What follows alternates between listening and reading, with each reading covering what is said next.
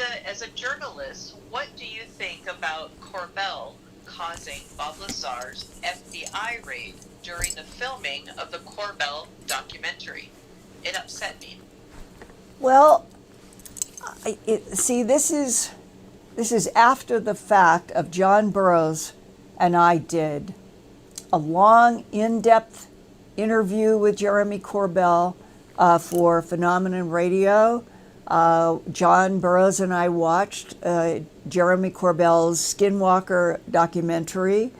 And at that period of time, when I was focusing so much on what Jeremy was reporting publicly, there wasn't anything about some negative impact on Bob Lazar through the FBI. So since I don't understand the details, and I don't know why we weren't really aware of that when we did Phenomenon Radio about 3 months ago, what I'd like to say is I knew Bob Lazar from about 1987, 88 onward. John Lear, Bob Lazar, Bill Cooper. There was a whole bunch of people who were very interested in Area 51 then.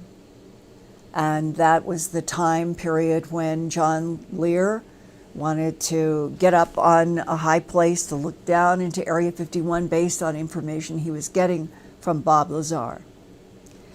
Now, Bob and I talked a great deal in depth about what he remembered from being taken, the way he described it to me, 3 times, and checks from the Navy through EG&G. There were 3 checks that went to Bob Lazar as payment. It was a short period of time, so it was a short working assignment, but Bob was kept and contained in an area underneath one of the craft that he has described as the sports model. And that's where he was introduced to the concept of an element 115 that could be handled, picked up in the hands, and was involved in a propulsion system in this craft. Well, in the last couple of years or so, element 115 has been confirmed, but not in any solid form that you could pick up with your hands.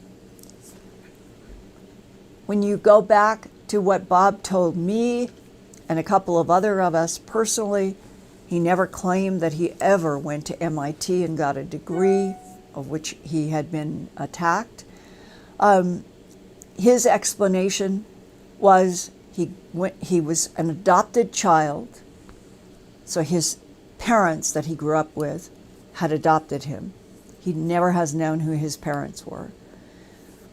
His adoptee parents didn't have much money. He was in Florida, and a lot of his friends in high school, they were nerds. They loved electricity. They loved taking machines apart. That was the group that Bob Lazar ran with in high school.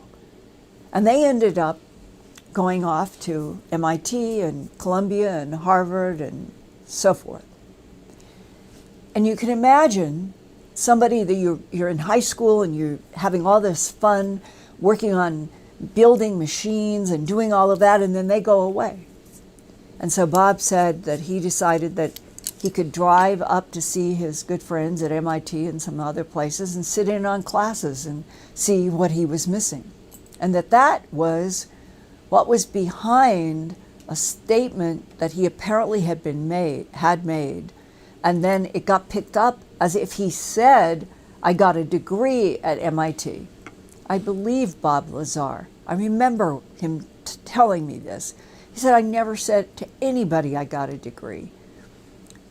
I went up and sat in on classes with my buddies from high school, and I wanted to see what it would be like to be in a physics course with them and electrical and the various courses that his buddies from high school were in college. And that is Bob Lazar's explanation. Well, unfortunately, the MIT, I got a degree, that somehow seemed to stick out there. And so he really got attacked for something that he said he never said, and I believe that he never said it because he explained so well why he went up and drove up to these schools.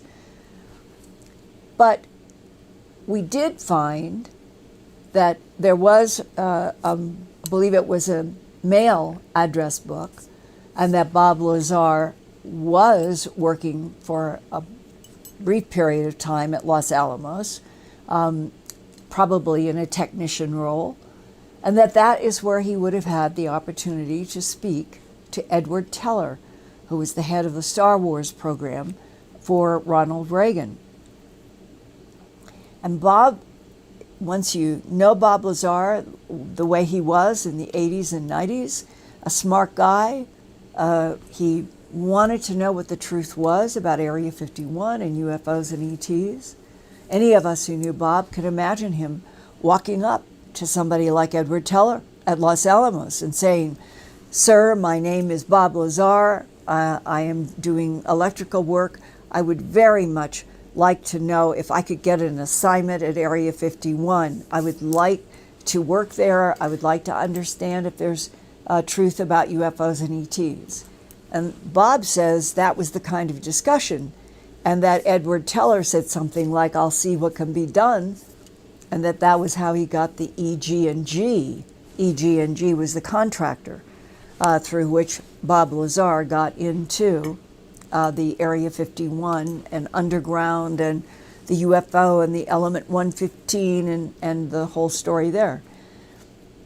So, unfortunately, he ended up, I believe, being the target of intimidation by a phony suit by the police, saying that he was working for prostitutes, a house of prostitution in Nevada, and it became an embarrassing thing as opposed to he was doing software for a computer that was used in a legal house of prostitution in the state of Nevada.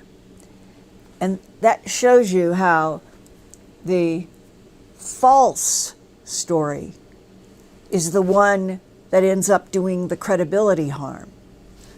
Behind the false story that people ran with was the real story, that Bob was a computer geek doing computer software for an accounting system for a house of prostitution that was in a legal part of Nevada and had been there for a very long time, and there was nothing wrong, but it was the impression that was given that Bob Lazar had lied about going to MIT, the impression that Bob Lazar was guilty of some sort of crime working for a house of prostitution.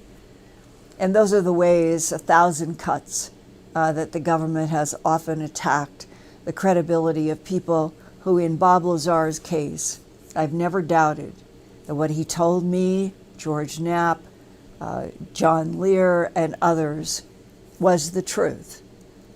So Jeremy Corbell, I know, is just a great supporter of Bob Lazar, and so I do not know exactly what happened around that production. If I find out anything, I will be glad to bring it and report it here on another Earth Files YouTube channel. I'll probably be seeing Jeremy and George Knapp and others as we get into the spring, and I'll try to find out more and then talk to you here.